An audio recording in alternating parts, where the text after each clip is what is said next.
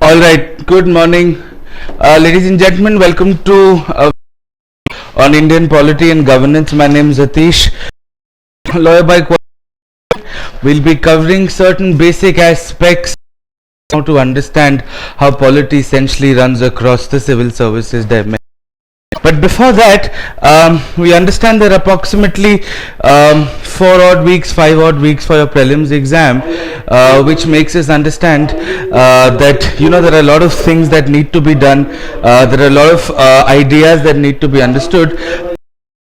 Let's understand that we will be undertaking Indian polity and governance, and we will essentially be speaking of areas which utmost importance as far as the prelims exam is concerned. Now, invariably, across the board, if we have to calculate an average, the number of questions that essentially come from Indian polity, specifically governance, current affairs, aspects of etc., amount to approximately 15 questions a year, right? Approximately 30 to 40 on an average in your prelims paper is allotted to polity. Now, what we really need to understand is the questions that are asked. Now, before we do that, let's identify what comprises of the syllabus on Indian polity and governance. The elements that comprise Indian polity and governance are, first, the Indian Constitution. Now, within the Indian Constitution, specific themes are of most importance, right? If we try to identify how the divided or how these questions are asked, it's a very simple application. Across the board, as far as the Indian Constitution is concerned, questions are actually two-pronged. First is a content-based question, and the second is an application-based question. In such an event, one needs to understand the exact provision of the Constitution, what that provision of the Constitution means, and how does it impact.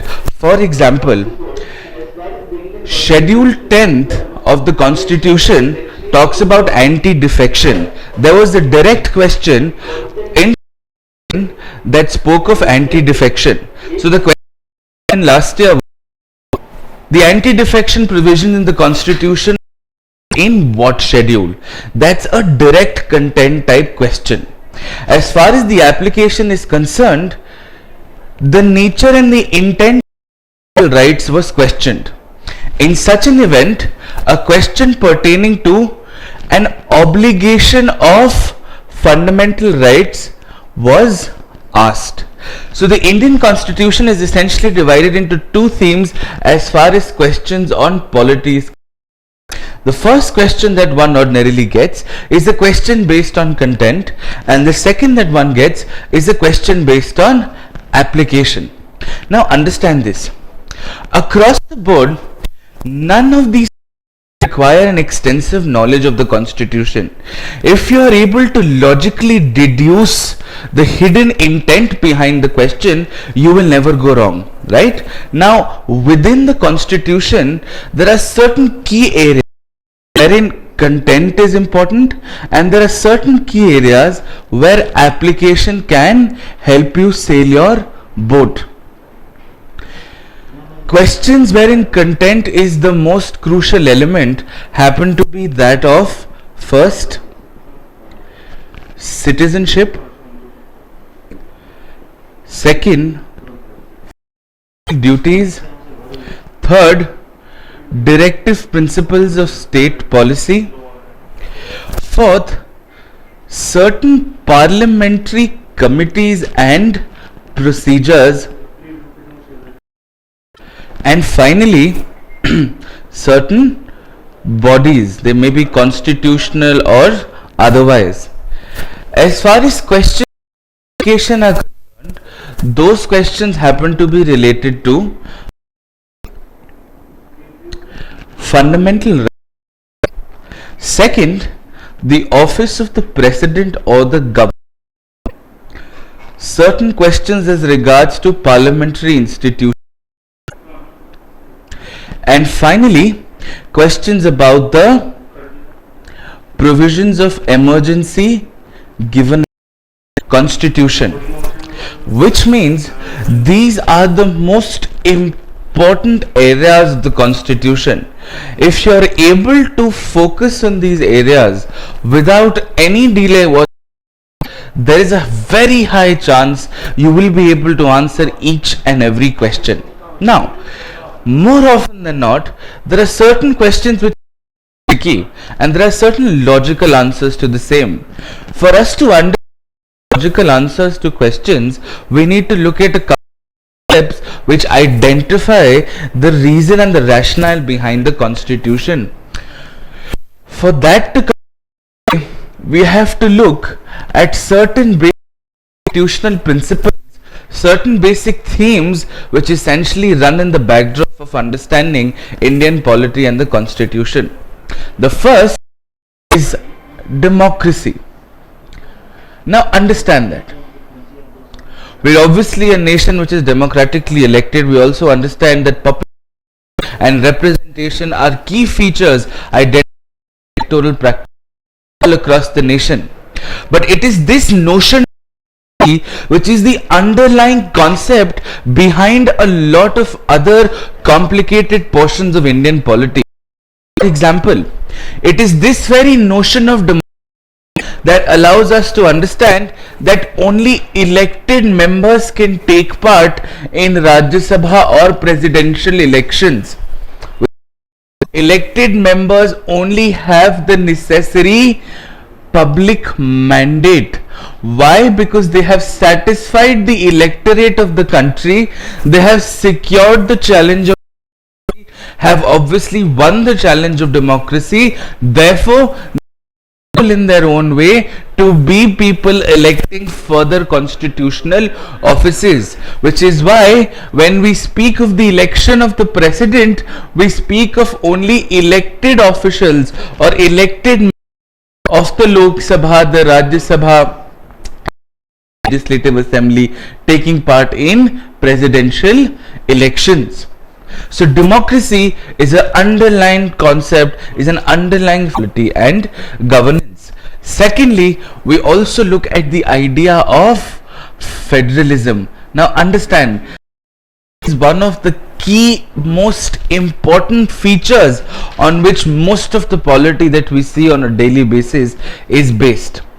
Now, the states in our country, okay, this is very interesting. In fact, the states in our country or this entire nation is divided into different provinces called states.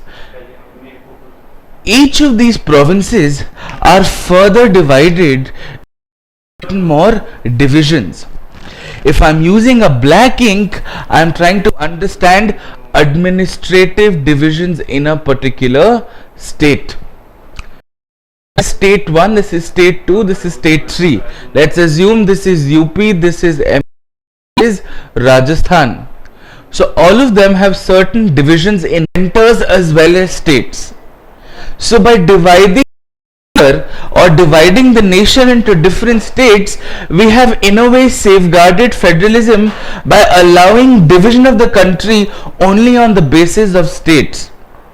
Having done that, we've been able to secure a sense of federalism. So the blue ink that you see on the states is identification of Lok Sabha constituencies. This is where elections happen to the center, right? Similarly, a state can then be further divided into constituencies within the state itself. So they can be further divided into different constituencies, and these constituencies are for the state legislative assemblies. So what have we understood? We've understood that a state is divided into three different ways. The first is for an administrative convenience called the district. wherein you have centrally appointed officers called the district magistrates or the district collectors, who essentially run as first point of contact. Then you obviously have divisions for the center called the Lok Sabha constituency, and thirdly you have divisions for the state legislatures itself called the state legislative assemblies. The beauty of the nation that we currently live in is that we are able to successfully overlap central representation and state representation whilst ensuring governance convenience. And this is because we've chosen to be a nation to give a certain sense of regard to the units that comprise the country. Obviously, if you're a keen student of history, or if you've paid attention to the past that we come from, we've been haunted by an imperial regime for more than 200 years. As a result, there was generally a fear of government within our people. Addition to this, our society is plagued with problems of regionalism. The first question that we ask anybody is the particular part of the country that we come from. In fact, growing sentiments belonging favoring a sense of region that you come from as opposed to the country that you belong to has been a major issue. In addition to this, there has also been a problem of an unwillingness to become a part of the country. So if you remember, when we became independent, a huge consolidation exercise had to be undertaken under the regime of Jawaharlal Nehru, and Sardar Vallabhbhai Patel played a very, very important role in consolidating the nation as we know today. And that has a lot to do with a certain degree of unwillingness on the part of our Indian states to become a part of India. Right? Now understand this. As much as we respect that our country is divided into different units, and those different units have independent electorate systems, have independent governance systems, have independent legislatures within themselves, we will be able to understand that at the same time we need to give preference to the center as well. One of the key features of the constitution of this country is that the center will always be slightly more powerful than the state. This identifies a very important philosophy on the basis of which most important governance structures that we see today are based. To give you an instance,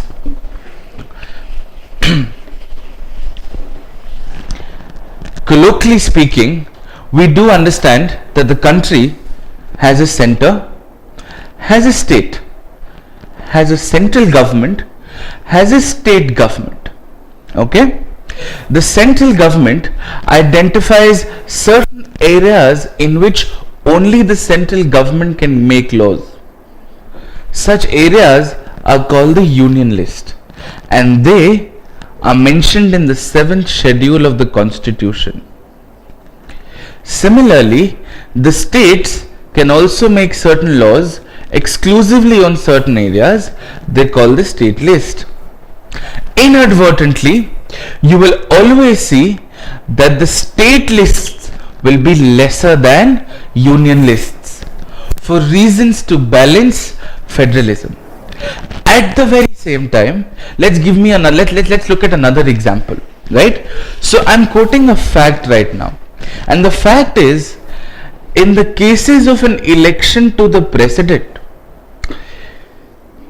the Lok Sabha, the Rajya Sabha and the state legislative assembly takes part.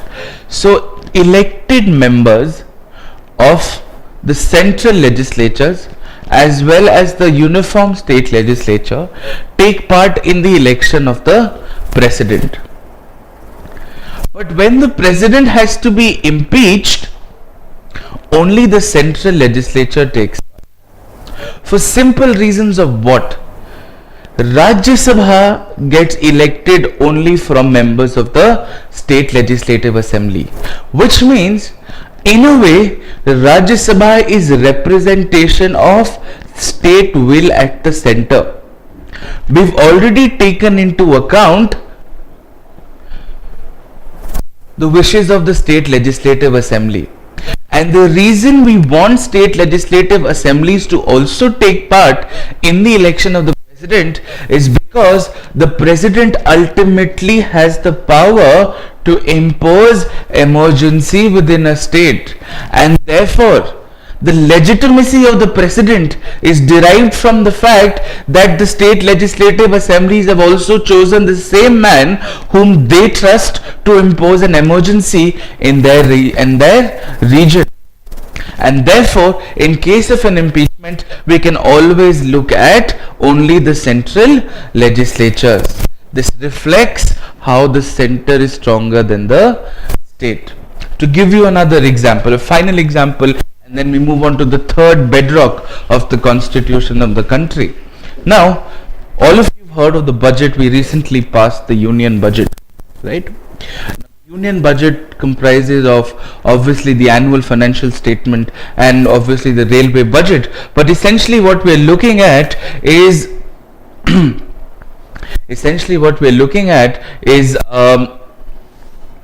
Lok Sabha, and only the Lok Sabha has powers to pass the budget. The Rajya Sabha at the most can discuss the budget but has no voting powers whatsoever. The question remains, why? And this happens because of the simple fact that Rajya Sabha is a representation of state will, because state legislative assemblies are the only people who take part in the election of the Rajya Sabha. And states have their own budgets, have their own financial powers, which means we will not allow states to have a duplicacy of power both at the level of the state and at the level of the center. And therefore, financial provinces is exclusive to the centrally elected house and center. And because direct elections happen to the Lok Sabha, you are able to identify a degree of financial autonomy. And the reason we do this is the simple fact of federalism, right? I've used the concept of federalism. I've explained to you how budget, how elections to the president, and how impeachment to the president and emergency provisions are based. If you're able to study polity purely on the conceptual side of life, you will never ever face the problem of memory. The entire syllabus of polity is based on conceptualization. The UPSC will never ask you direct numbers of the article, will never ask you to quote the exact articles as far as everything else is concerned. Alright, the third foundational principle of polity, or foundational principle of the Indian Constitution as we look at, is called separation of powers.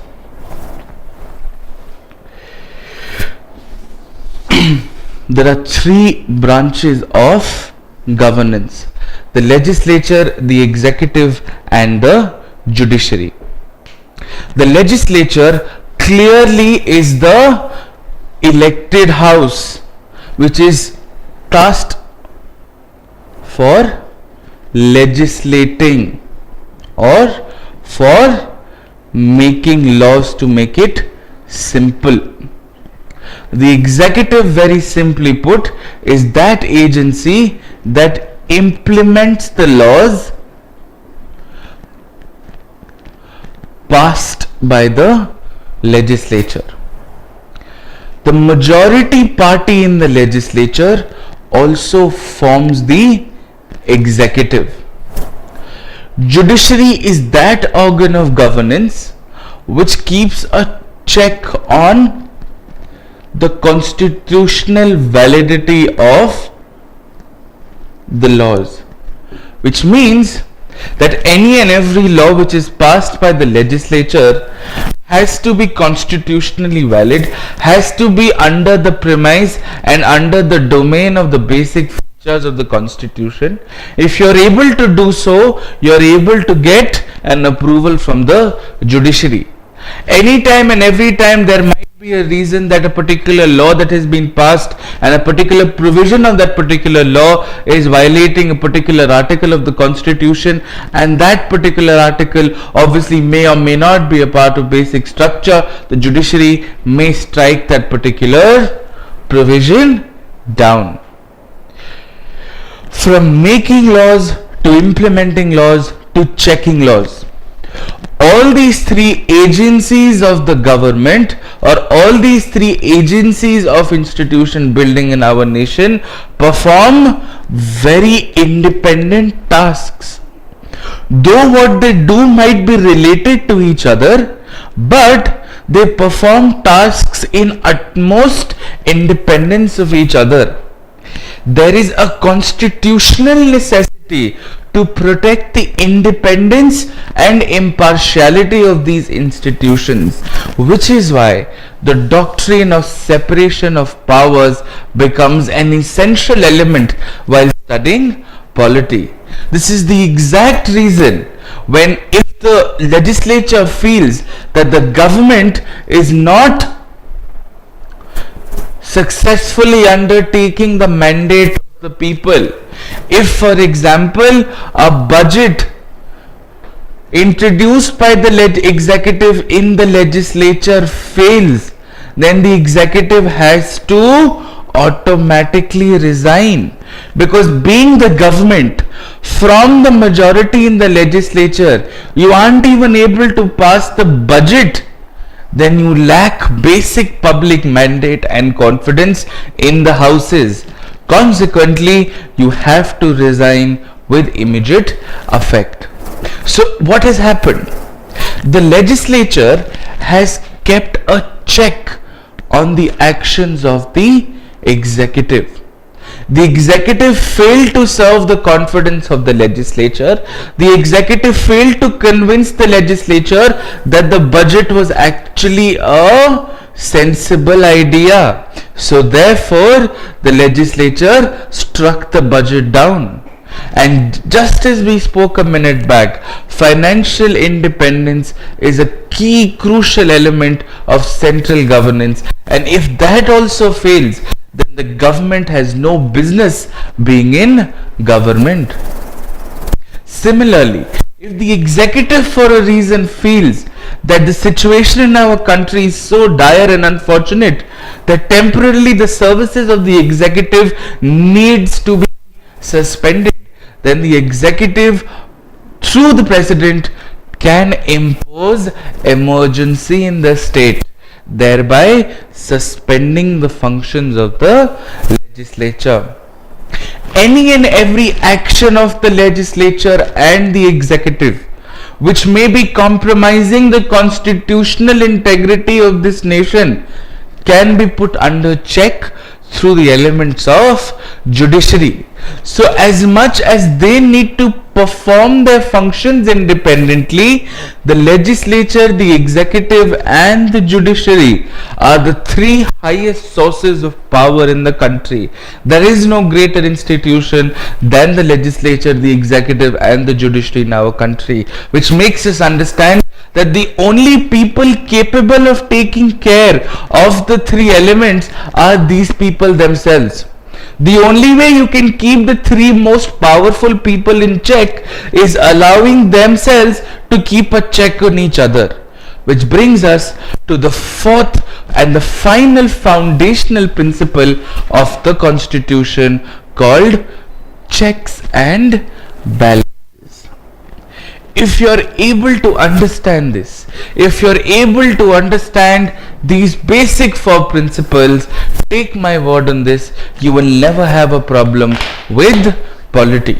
If you understand checks and balances, you understand the need for judicial review of certain electoral malpractices. You also understand the need for judicial review on certain disqualifications to the Lok Sabha. If you understand separation of powers, you also understand certain portions in parliamentary procedures. For example, the question on whether a bill can be money bill or not is not subject to judicial review. which means when the Speaker of the Lok Sabha gives the certificate saying a particular bill is a money bill, and that certificate is final and valid, not even the Supreme Court can question the Speaker's decision on whether this was actually a money bill or not, for reasons of separation of power. The Speaker represents the legislature at that point of time. So institutions and people within that institutions are important enough to safeguard these four principles enshrined in the Constitution. This makes us understand how important is it for us to focus on basic concepts as opposed to theory. Now, let us spend some time trying to devise a commonality on which questions are framed as far as the prelims exam is concerned. Okay, as we started off earlier, the questions are either content based or application based. 75% of the questions in the prelims exam for the polity portion are application based. You can easily solve these questions if you have a firm and ground understanding of what's happening. Approximately, obviously, 25% are content based. For example, again, 10th schedule, members to a particular parliamentary committee called the Public Accounts Committee, or the Public Estimates Committee, or the Estimates Committee, or for example, how is the CAG's report being tabled before the Public Accounts Committee. Now here also you need to understand that the Comptroller in the Auditor General is a constitutional body, and because it's a constitutional body, it is subject to parliamentary review, because all constitutional bodies have certain partial judicial powers called quasi-judicial. Quasi is nothing but a Latin word which means semi. Because we've entrusted a body called the Comptroller and Auditor General to provide with certain services of audit and accounting for the government of India, the Comptroller or the Auditor General will take certain functions and tasks which may be semi-judicial in nature, and therefore when we confer the status of a constitutional body, we mention the existence of the CAG in the Constitution, we are able to provide a degree of parliamentary review to that very body.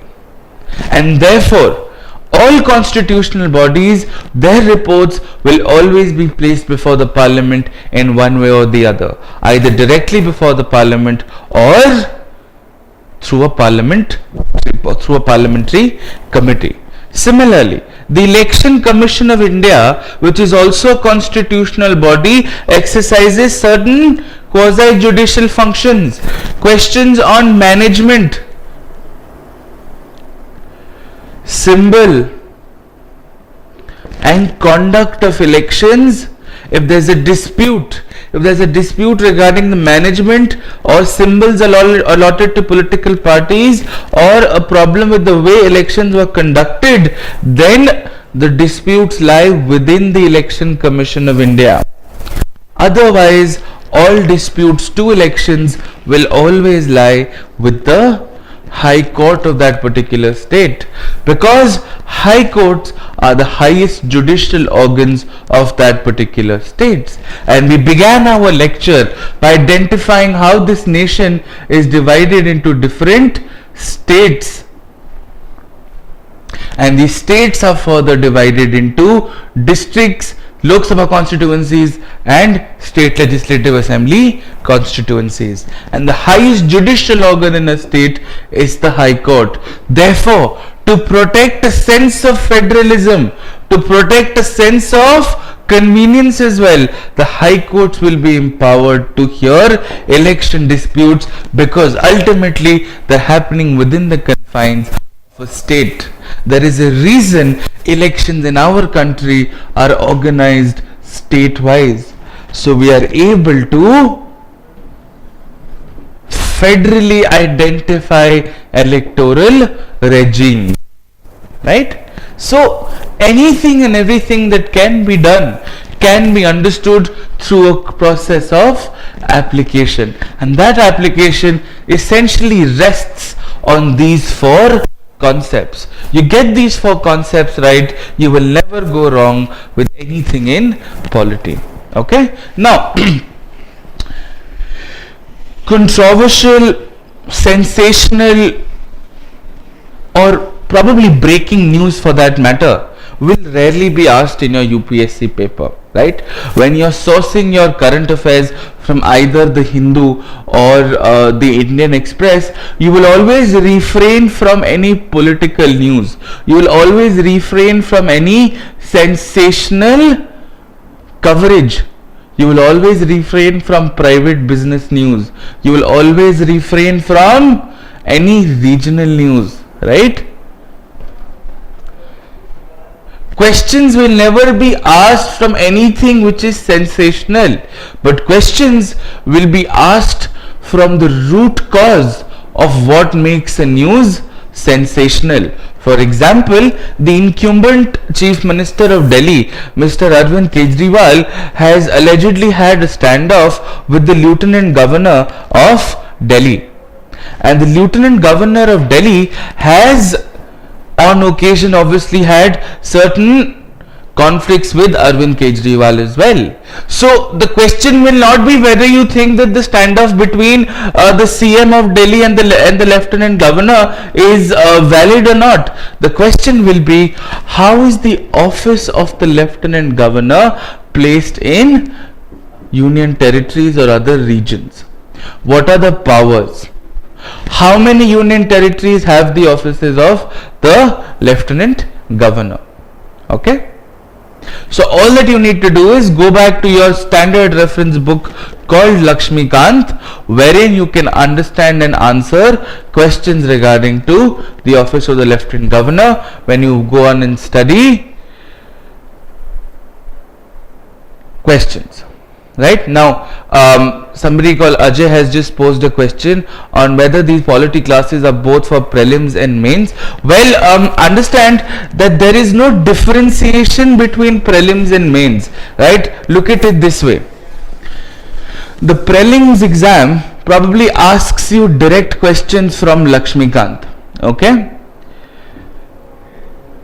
Anything and everything which is covered in your standard reference book called Lakshmikant is a part of your prelim syllabus. On top of that, you add constitutional underpinnings, you add questions of federalism, you add comparative constitutional law, you get the main syllabus. But if you are doing basics of polity from Lakshmikant, more or less your pre plus mains is covered.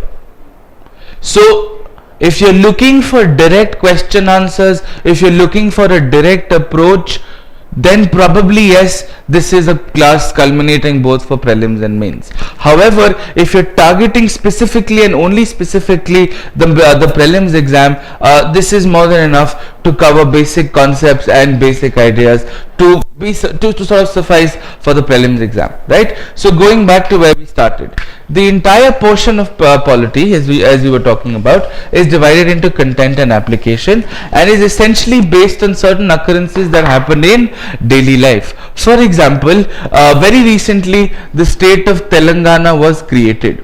Okay. Now, when the state of Telangana was created, nobody ever asked a question naming Telangana. In the prelims, a question probably the procedure on how to establish a new state boundary, okay, or to alter an existing boundary given within the state. For the mains part, do you think creation of additional states is a benefit as far as governance is concerned? This was a question a year or so back. So nobody is going to directly name a particular occurrence, but from that instance, key questions of constitution and governance will be picked out and placed in the prelims and the mains paper respectively. So as much as it is very intriguing and exciting to read about controversial issues, it's also very important for you to understand the underlying concepts behind the issues that exist in the daily basis that we encounter in a particular newspaper or the other. Right? So this also makes us understand that if you're able to only understand, okay, a new state boundary has to be altered, which means the parliament is the only sole authority to look into it. How does the parliament do it? Through an ordinary legislation. Why? Because of center being more powerful than the states, and because the balance of federalism is always in the favor of the center. You get it right, you get regional diversification and alteration of state boundaries in the process. Yes, the classes will extend from approximately, we've already uploaded approximately 15 hours of classes. We'll be uploading around 10 hours more, and towards the end of the classes, we'll be updating a separate module for the mains exam for polity and governance, wherein recent legislations, their analysis, recent committee recommendations, all issues of national importance, all issues that have been occurring within the premises of the country as far as the governance is concerned will be dealt with shortly. Alright, so yes, there will be classes. So we will be diversifying our classes into a prelims based class and a mains based class. This will essentially include pure constitution as far as what's been done currently. After the prelims exam, we will be uploading specifically targeted videos looking into issues of national importance, committee recommendations, key recent legislations, and a lot of other areas which are necessary for the exam. Right? And as far as the mains exam is concerned, we will also try to provide you with certain basic answer structures. We'll be able to identify what types of questions are asked. In specifics to polity, questions are either asked on a particular theme or an institution. If a question is asked on an idea of governance, there is a way to go about it. If there's a question that is asked on an institution, there is a way to go about it. For every institution based questions, you essentially frame your answer in the following 4 points. First, you talk about appointment, then you talk about whether the appointment is fair or not, then you talk about powers, functions and responsibilities, then you speak about limitations to those powers, functions and responsibilities, and then you finally conclude your answer with a recent committee recommendation. In all chances, in all probability, that committee recommendation will be sourced out of the administrative reforms commission reports, which essentially lead to a specific portion or the other. Okay, now having said that, let's continue with what we're essentially trying to do. As far as the idea behind SuperProfs, the idea behind we conducting these classes online is essentially to provide you with a sense of exposure to how teaching needs to be done for civil services. Now obviously most of you will end up taking up personalized guidance from an institution or the other. Very good, very well done. But for a lot of you who are compelled by professional and work responsibilities, who are unable to somehow get into the process of civil service coaching at the centers in Delhi, Bangalore or otherwise, it's also very important to still be able to crack civil services. This is essentially a very noble attempt to try to reach out to people who for certain reasons best known to them are unable to take direct guidance. And obviously in all fairness, if you're able to interact in an online learning platform available at your doorstep, available at your mobile phones, at your possible conveniences, I don't see any reason of how you will probably be missing out on what happens within the classes in a given time frame. Of course, if you're able to keep up with what we're trying to do in class, if you're able to follow the supplementary books that we recommend in addition to our classes, I think you will essentially be synced with what's happening on a daily basis at SuperProfs, And as far as current affairs is concerned, this has been a predominant question off and on. We will start uploading current affairs for the prelims exam by the 15th of this month, so that anybody and everybody has a basic review of current affairs as far as polity is concerned. Okay, now having said that, let's move on to other areas of polity. Let's now look at governance. Okay, now directly or indirectly you will always see portions of governance which are asked in the exam. Governance essentially has two parts: recent legislations or schemes, as far as the prelims portion is concerned. Okay, you should source your reading for recent legislations from a very reputed think tank called prindia.org. They provide very succinct, they provide very targeted summaries of key legislations. Okay, and you'll be able to identify the basic objectives of a resolution, what are the basic provisions, what international agreements are the legislations being are abiding by, and certain basic points of conflict. As far as questions regarding legislations are concerned, is in the prelims part of the world, questions are essentially very basic. For example, a couple of years back, approximately 2 odd years back, there was a question on the Mahatma Gandhi National Rural Employment Guarantee Act, and one of the options essentially said that the provisions of MG Narega are available to every rural household of adult age in a particular village, which is essentially right. The MG Narega is available to anybody and everybody who is above 18 years of age in the rural part of the country. Makes absolute sense. So when you are doing legislation, keeping the prelims in mind, only do the basic objectives of that legislation. And what are those basic objectives? First, target audience. What is the legislation trying to do? For whom is the legislation working? Second, targets for governance. If it is an energy legislation, how many megawatts of power does the legislation seem to achieve, or how many other ways that it has to be undertaken? This obviously holds true for schemes as well. Okay, and the third objective is, will there be another body formed to implement that legislation or that scheme? So if you know the target audience, you know the targets in terms of governance, and if you know there's an additional body that needs to be formed, these are the only three key areas that you need to possibly understand as far as legislations are concerned, specifically for the prelims paper.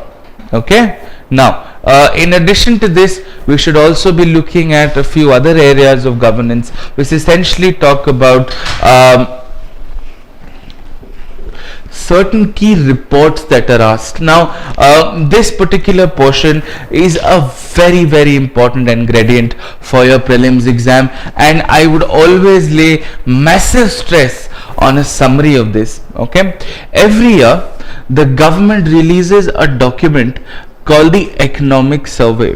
Okay, now the economic survey is nothing but an analysis of key sectors in a country.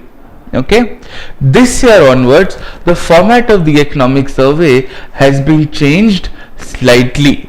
The economic survey now comes in 2 volumes, and there is a statistical appendix to the economic survey. Okay, now if you're looking at this in a nearby bookstore, you may not be able to find the statistical appendix. You will definitely find it online. You can just go to the website of the government called india.gov.in, look for the economic survey, you will find it. Even if you do a random Google search, you will find all the 3 parts of the economic survey: the first volume, the second volume, and the statistical appendix. The first volume is essentially an analysis of key sectors.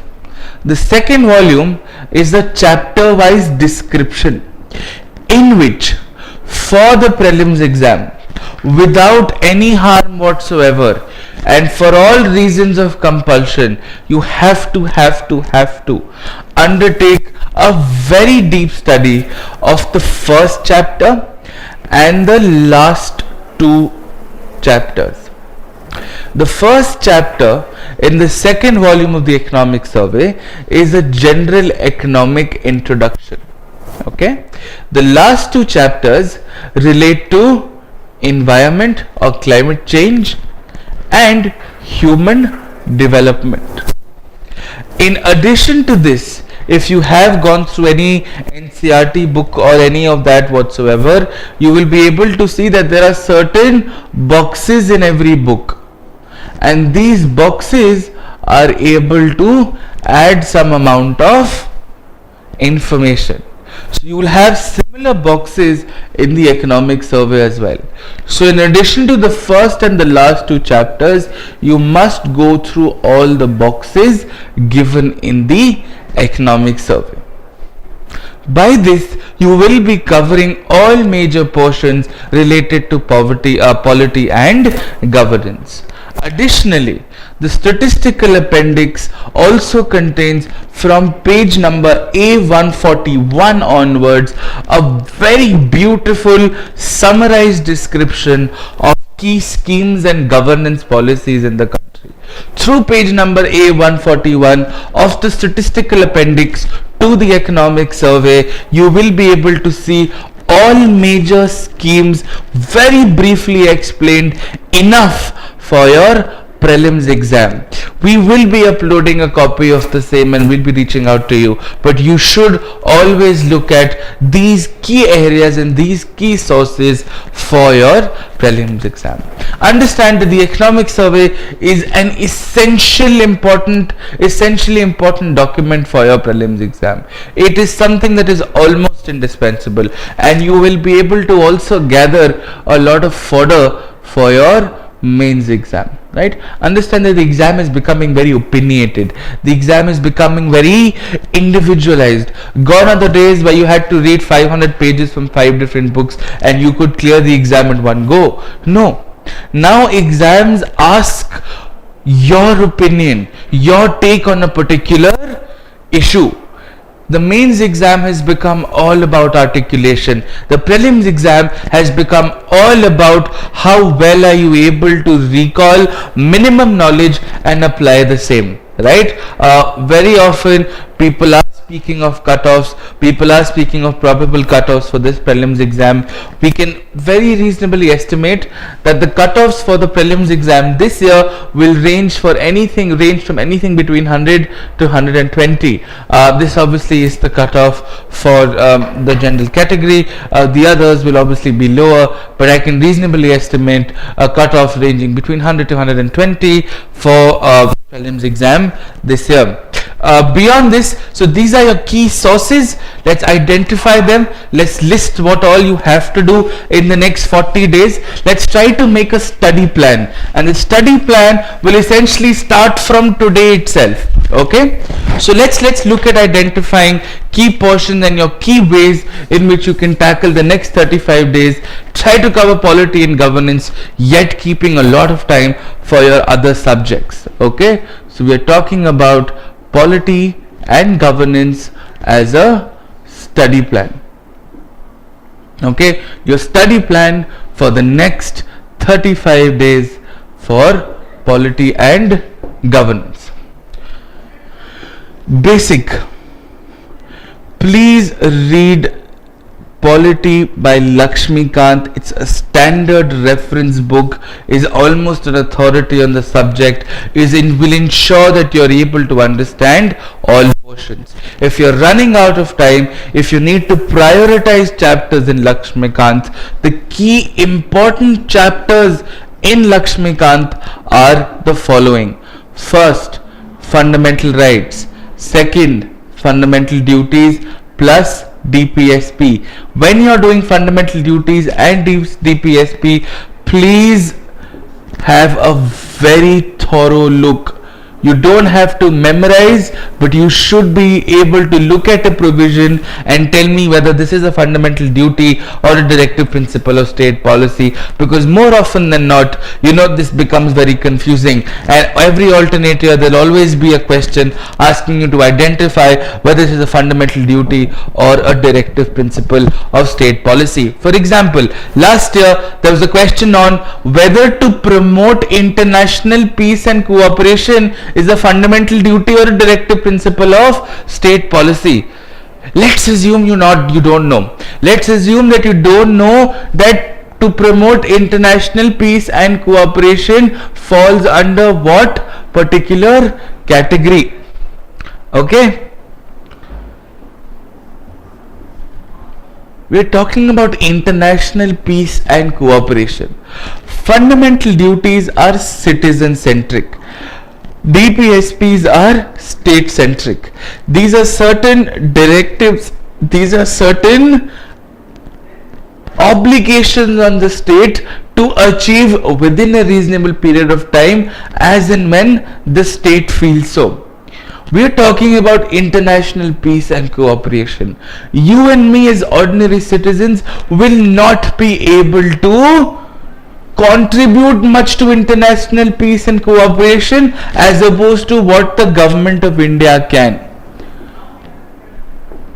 So therefore, logically speaking, international peace and cooperation will be an issue for the country, and therefore international peace and cooperation by pure streams of logic be a directive principle of state policy. So understand. So for example, you're looking at to prevent cow slaughter. We are talking about the beef ban that happened as a major controversy, right? Now, to prevent cow slaughter is a citizen specific idea or a state specific idea? It's a state specific idea because you are trying to prevent something which probably happens all across the society. I'm not getting into the specifics of whether this is right or wrong. Personal beliefs and personal aspirations have to be respected. All that I'm talking about is whether this is a fundamental duty or a DPSP. Well, if you have to prevent something, which means you need to stop that from happening. Can citizens help in stopping something from happening on a nationwide scale? Of course citizens can't. Therefore, beef ban automatically becomes a state-centric action and therefore becomes a directive principle of state policy. Similarly, to promote, respect and adore the national flag. The state will anyways respect the national flag of our country. You don't have to worry about the government respecting it. You and I need to respect the national flag, specifically on occasions of independence and republic. Therefore, respecting the national flag of the country, respecting archaeological monuments, respecting certain basic institutions of national importance is a citizen-centric initiative. Because if you have to respect, say, the national flag or some monuments, it is us, you and I as citizens, who have to undertake certain actions. So therefore, respecting the flags and monuments will become a fundamental duty. So try to read fundamental duties and directive principles of state policies in such a way that you are able to logically determine the difference between certain ideas. Okay? Excellent. Now, third, the parliament. Now, whenever you are doing polity and from a basic perspective, always try to do polity on a comparative basis. If you are doing the parliament, immediately do state legislatures. If you are doing the president, immediately cover the office of the governance, in fact of the governor. In fact, that's how I've structured my lectures also, because once you're done with parliament, it's easy and fresh in your mind. You can easily compare it with the offices of the state legislature. Alright, and therefore you're able to identify a way and means by comparison. Right, so when you're doing parliament, you can simply make a table. That table can have the Lok Sabha, the Rajya Sabha, the state legislative assembly and the state legislative councils. All that you have to write is strength, election, nomination and powers.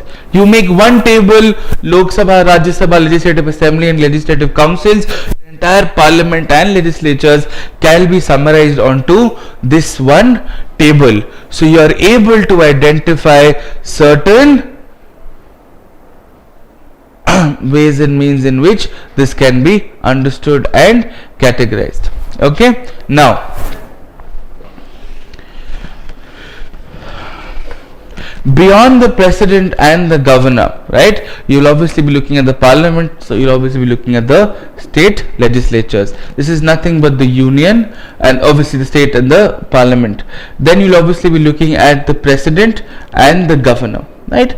Just identify, for as far as the president and the governor is concerned, manner of elections, powers and a comparison between these two offices, right. Then basic emergency provisions. You can simply read through center state relations, right. Complexities of tax division, of financial division, of administrative division and of legislative divisions can be done in greater detail for the mains exam, but in a sense center state relations can be done in a very cursory manner. Once you are done with this, you should be able to start with the judiciary. Now this is very important. Inadvertently you will always see a question on judiciary. Now understand this, whenever you are doing judiciary, it essentially comprises of the Supreme Court, the High Court. The lower court systems are rarely asked unless you are specifically talking about a Lok Adalat or a fast track court, wherein this actually becomes a governance question. Okay, so when you are looking at Supreme Courts and High Courts, you will look at the appointment, you will look at the tenure, you will look at removal, and you will simply look at powers. Okay, and that is it. And if you're able to identify these 4 points, if you're able to understand, so as far as powers of the Supreme Court are concerned, original jurisdiction, appellate jurisdiction, advisory jurisdiction and extraordinary jurisdiction. This obviously extends to the High Court as well. For the mains part of it, you need to understand how High Court has wider powers of functioning than the Supreme Court, but the Supreme Court can be a direct point of contact in case of a violation of fundamental rights. So this is the basic set of comparison between the Supreme Court and the High Court, and you should be looking at the judiciary from that very perspective. Now having said that, a very key important provision of the judiciary of late, which has been taking a lot of news, I'll try to simply cover it to give you a sense of simplicity. You'll have to look at approximately, let's say, talk about the National Judicial Appointments Commission, a very important, crucially relevant part which has been covering the news for a very long time. So as far as the National Judicial Appointment Commission is concerned, you need to know two things. First, does it require a constitutional amendment? And the second, the structure of the National Judicial Appointments Commission. Does it require a constitutional amendment? If so, is that constitutional amendment within or outside the scope of Article 368?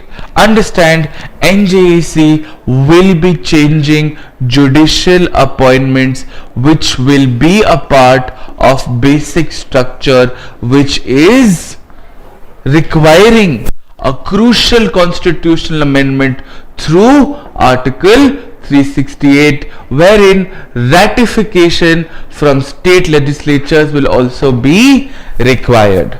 Okay, now look at it. The National Judicial Appointments Commission will be headed by the Chief Justice of India, will have 2 other Supreme Court judges and will have 2 other eminent jurists, definitions of which have not been mentioned, and these 2 eminent jurists will be nominated by a group comprising of the Chief Justice of India, the Prime Minister, and the Leader of Opposition. Chief Justice of India, Supreme Court judges, 2 eminent jurists, and these 2 eminent jurists will be nominated by the Chief Justice of India, Prime Minister, and the Leader of Opposition. Now look why this is important. Take a moment, reflect on the structure I've written on the board. The judiciary is appointed by the executive but removed by the legislature. If you have to remove a judge of the High Court or the Supreme Court, removal proceedings have to begin in the houses of legislature. Why? Because of checks and balances. A very valid question a legislature may ask during a judicial removal is, we didn't appoint the judge, why are you expecting us to remove it? They need to also be given a chance to play a role in which they can also look into the appointment of the judiciary. So tomorrow, when a judge is not working out and the judge needs to be removed, then the legislature can proudly say that yes, I was also involved through the Leader of Opposition, and I can also now take a instance in its removal as well. So this is essentially trying to balance the disparity between the executive and the legislature as far as judicial appointments are concerned, because it is these very judges that can look into the actions of the executive and the legislature. The judiciary keeps a check on whether the laws passed by the legislature are valid or not. The judiciary has a greater degree of influence over the legislature as opposed to the legislature. There is no equality of power division between the legislature and the judiciary, right? And the judiciary. So therefore, you are looking at a more structured organization to judicial appointments, through which the legislature can also play a role through the Leader of Opposition in judicial appointments. The flip side to this is you are now formalizing political interference in judicial appointments, thereby compromising separation of powers. Okay? And therefore you will be able to look at certain basic provisions which can be done in absolute totality. Finally, the 8th most important element that you need to do is your constitutional bodies. Okay? As a result, your polity basic, which has to be covered through Lakshmikant, will be done through these 8 core areas which can be covered very, very intelligently. Okay? Understood? This, if you do it starting from scratch without any prior knowledge whatsoever, will take you a total of 15 to 20 days at most.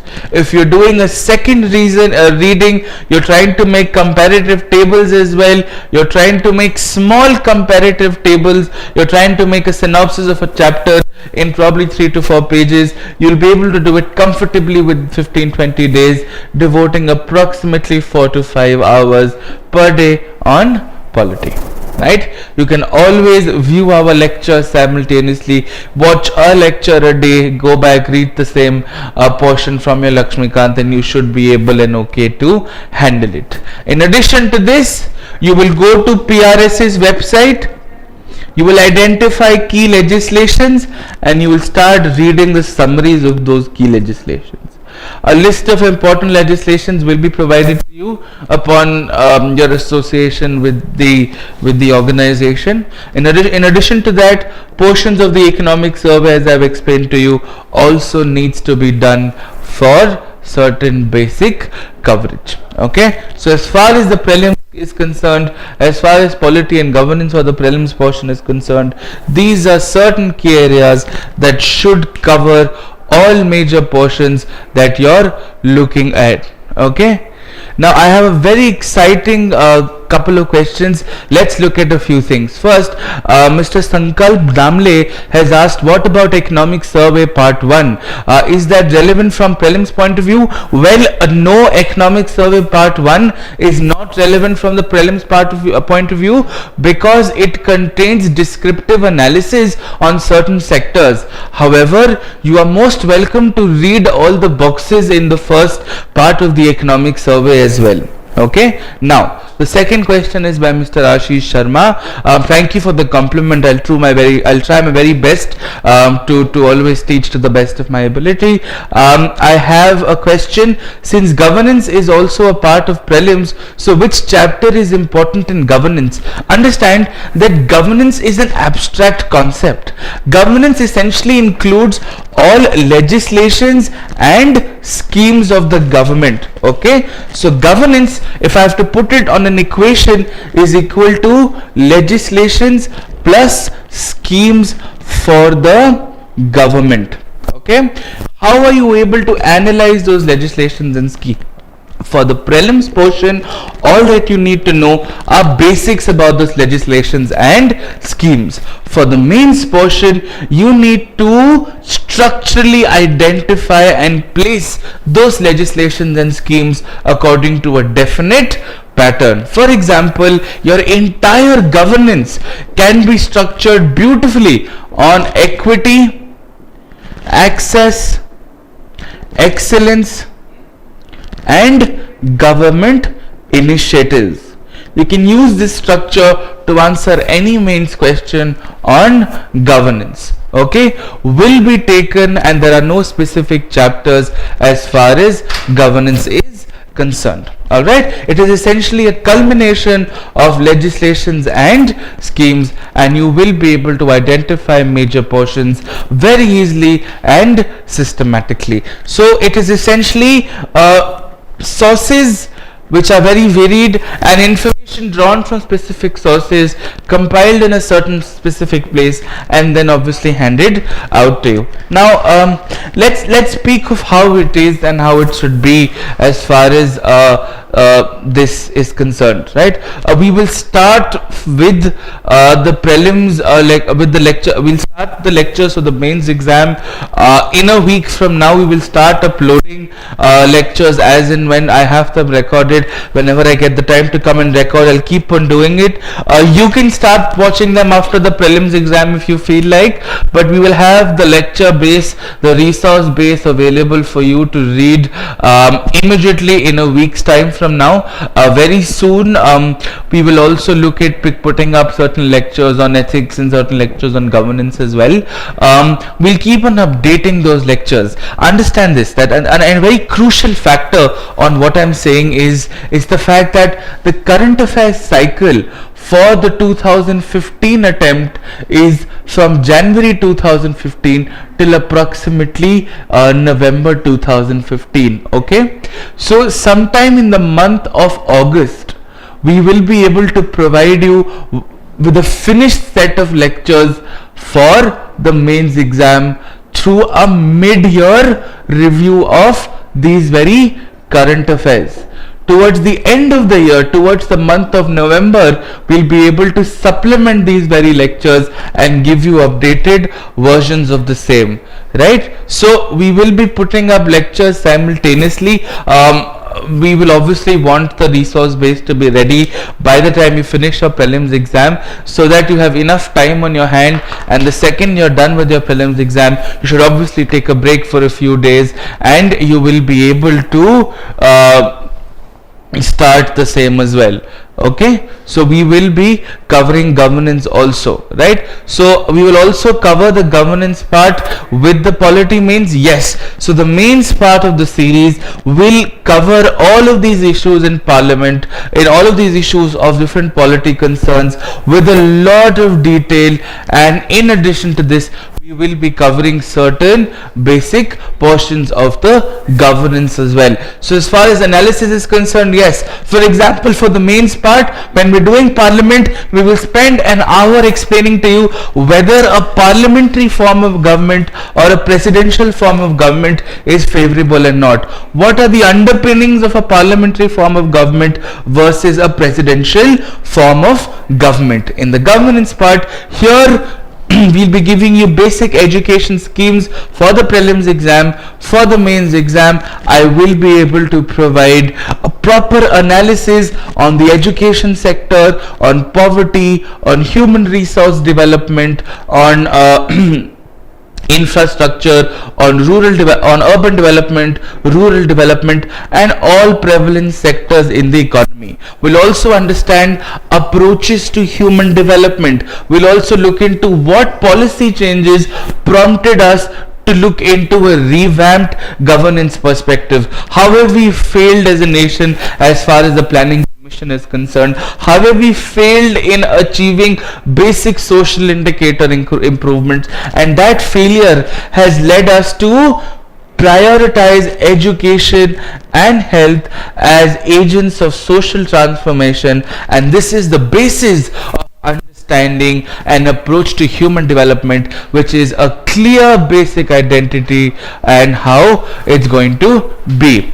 Yes, now in addition to that, we'll also be looking at a few questions. Obviously we've been giving examples of questions from the previous year's paper as and when we were looking at a few questions. Right now, a very crucial question, a very controversial question that had come in last year was essentially to do with whether fundamental rights are a negative or a positive obligations on the state. Of course, it's a very controversial question, but understand that they are both positive and negative obligations on the state.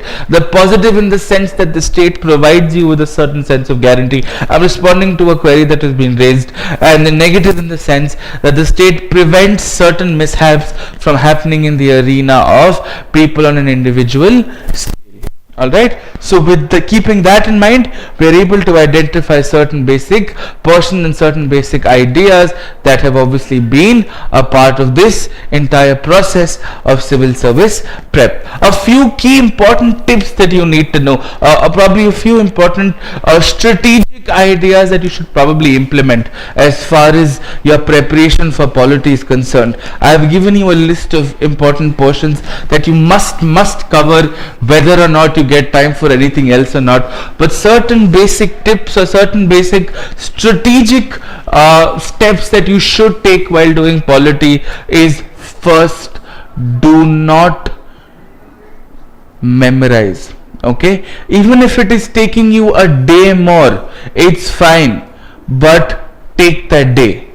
If you're able to understand and comprehend concepts, you will obviously go for a longer run. Second tip, before we go on to the second tip, a very important question. You're welcome, Ashish. What is a good source to cover current affairs, and what about constitutional and non-constitutional bodies? If you remember my previous 8 points, I explained to you constitutional bodies are very important. So obviously, see, they're extra constitutional bodies. Non-constitutional bodies actually sounds a little inappropriate. So as far as bodies are concerned, they will include the office of the CAG, the Election Commission of India, the Union Public Service Commission, the Chief Vigilance Commission, Central Vigilance Commission, Central Information Commission, the National Human Rights Commission. Across these bodies, you can while you are studying polity, we are trying to do this as a part of my lectures as well. I've done a lecture on the Election Commission. I'll be uploading the rest very soon. When you are doing bodies, you can divide your bodies in the following 4 themes. First, appointment. Second, tenure. How long do the appointments last, if at all? Third, functions.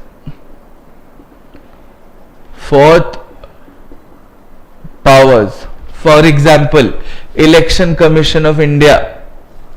Okay, Election Commission has one Chief Election Commissioner and two other election commissioners. Chief Election Commissioner is appointed by the President. Everybody else, the Chief Election Commission is Election Commissioner is consulted. Tenure also includes removal.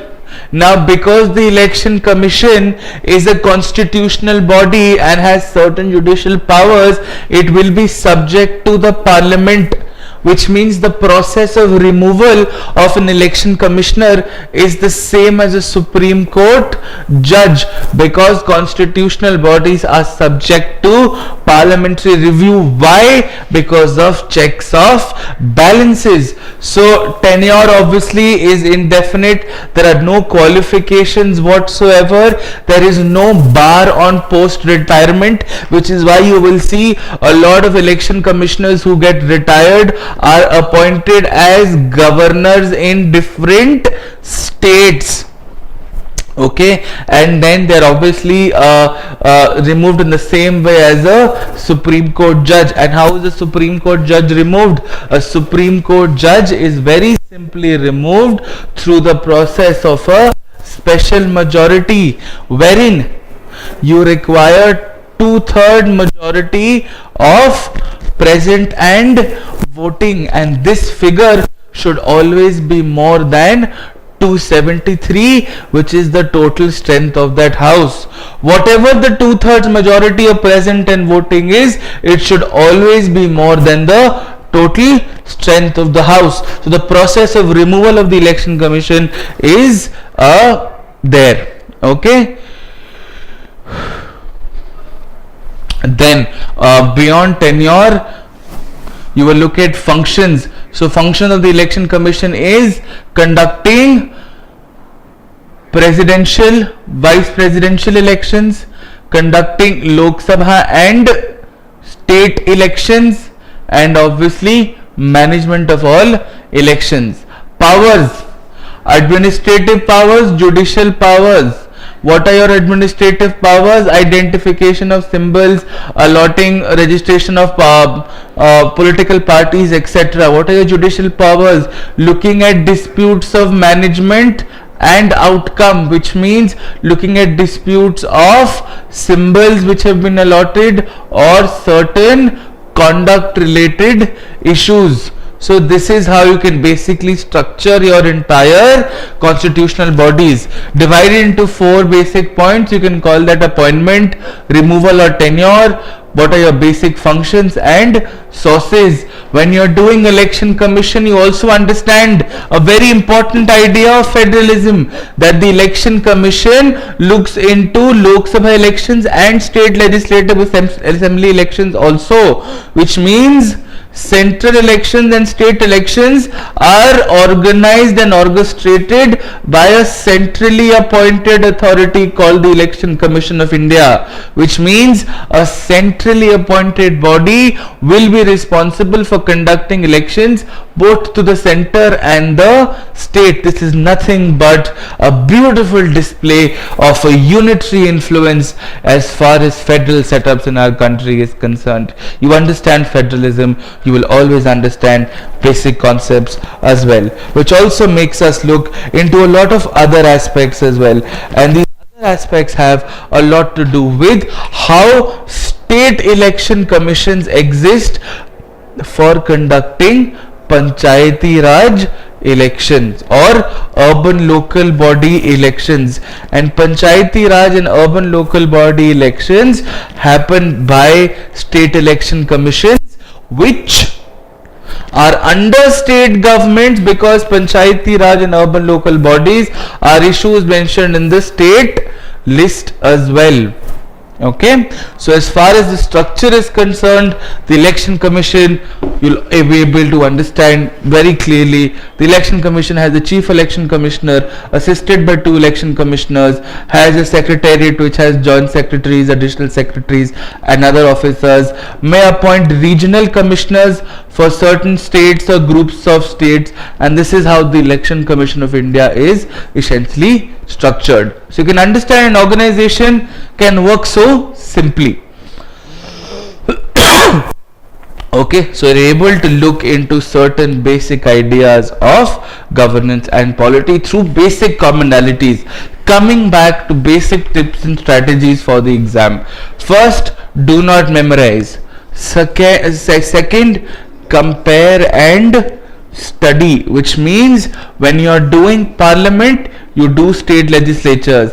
When you are doing president, you do governor. Understand what all constitutional bodies have in common. I've explained this very intrinsically in a lecture that I had given on constitutional bodies as an introduction. Third, do not multiply sources. One lecture, one reference book, and one source from the PRS for legislations and economic survey. That's it. They all serve very different purposes. PRS India looks into legislations, economic survey looks into schemes, reference book is Lakshmikant, lectures give you an understanding and concept. Lakshmikant will never tell you why the president gets elected from state legislative assemblies, but it will tell you that the president does get elected from state legislative assemblies. To understand into the why and why not of something, we will be able to cover. Right? Now obviously another question is, there are some chapters on political parties, elections and anti-defection laws. Do they carry any importance for the mains exam? Yes. Understand that as far as political parties are concerned, they're essentially divided national parties, regional parties and registered parties, depending on how much share do they have in the national elections or in the general elections. If you are able to get more than a certain share, then the election commission certifies you to be a national party. If you get less than that particular share, you get the status of a regional party, and if you've just started up and you don't even get that minimum share, you're called a registered party. You do this classification for simple purposes of preventing fraud in the electoral roll. What happens is, when powerful candidates, when you have for example, there's a candidate called Rahul Sharma. So there will be Rahul Sharma 1, Rahul Sharma 2, Rahul Sharma 3, Rahul Sharma 4 from different parties or independent candidates, so that people get confused and tick on some other Rahul Sharma, which is why candidates of national parties are listed first, then candidates of regional parties, then candidates of registered parties, and then independent candidates in that order, so that registered parties who satisfied public mandate will be able to provide a certain goal to it. Right? Now understand this, that there have been very specific questions on purely election commission, but this, because it is politicized in a certain way, because it is understood as a political concept as opposed to a legal constitutional concept, this will probably not be asked in the mains exam in almost all certainty. Right? So you can always look up in that particular way. So yes, these portions are not very relevant. So the three core tips are do not memorize, you should always compare and study, make tables, and do not multiply your sources. Lectures for basic understanding and concept building, for telling you why what happens. This tells you what happens, why something happens is explained to you via lectures. For legislations, you can always go back to PRS India. For schemes and policies, you should always go back to the economic survey. This will be able to provide you with a certain amount of guidelines and compositions. Okay? Right? Okay.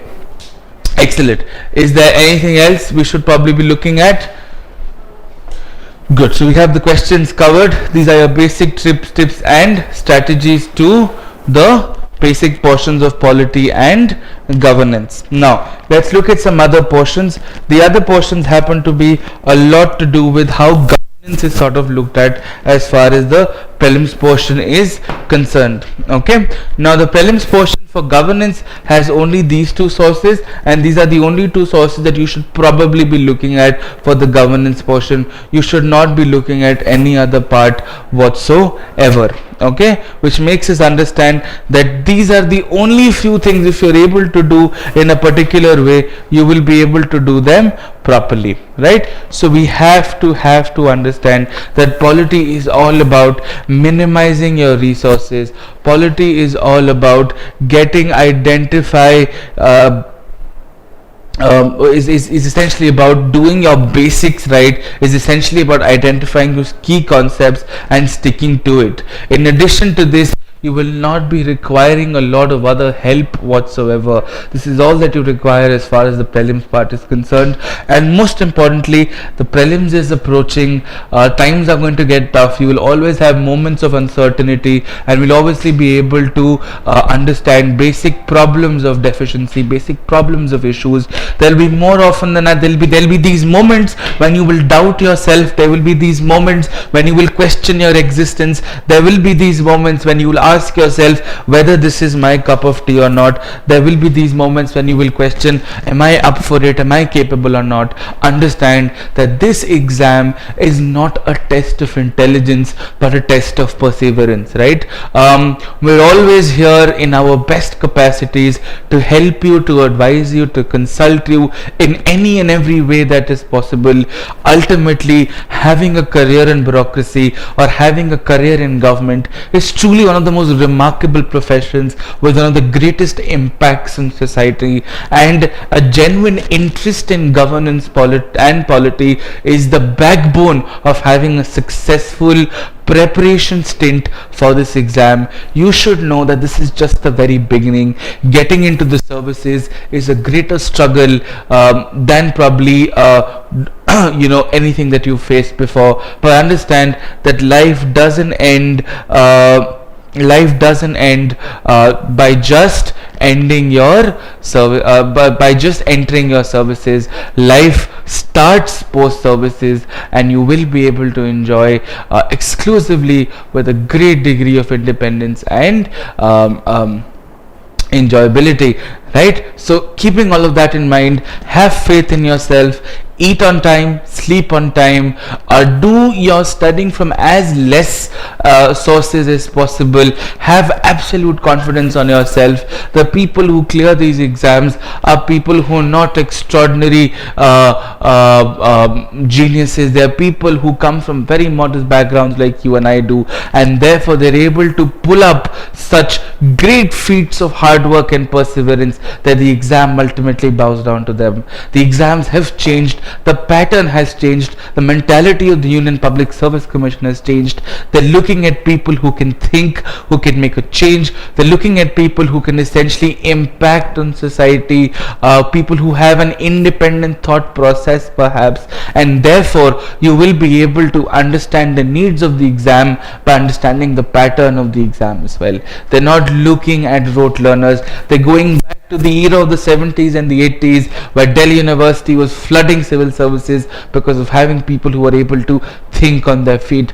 Those times are back again. You should also start developing an insight, an interest into governance, a propensity to read, and you will always be able to identify yourself with a degree of convenience and importance, right? With that, I wish you the very best. The contact details will be shared to you very soon. Do well, keep calm, and don't worry, it will all work out in your favor, and whatever happens truly for your best. I wish you all the very best of luck and wish you a promising career in civil services, and we hope to see you do things which are marvelous for not just the society, the country, but the world as a whole. With that, I take your leave, and I wish you all a very, very great year and have a great day as well. Thank you so much. My name is Atish, and this was Polity and Governance by SuperProfs. Thank you.